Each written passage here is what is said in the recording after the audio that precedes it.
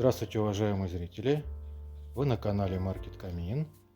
Делаем электрокамины. Любые электрокамины. Давно и хорошо делаем. Это у нас выставочный зал при производстве, где все это собирается, готовится к отправке покупателям. Мне сказали, что здесь все есть. Я не верю, конечно. Что вам?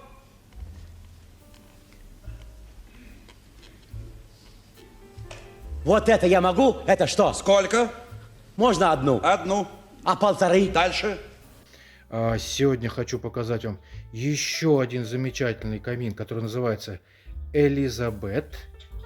Как обычно, внизу, показываю пальчиком, будет ссылка именно вот на вот этот камин, а также ссылка на все другие камины из этой серии. Бывают они очень разные. Размер от 80 сантиметров до 2 метров и более. И вот сегодня у нас еще такой удачный камин получился, удачная пропорция.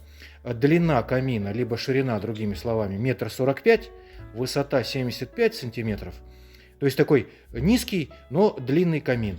С орнаментом, с цветочками, с рюшками-завитушками, с красивыми колоннами по углам. Да, гладко рассказываешь.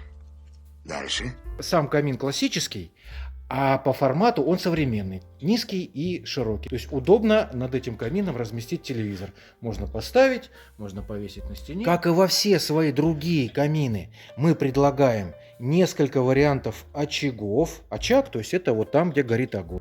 Я сам был огонь, сейчас потух немного, хотя дым еще идет иногда. Здесь вот, например, стоит очаг замечательный FreeSpace 40.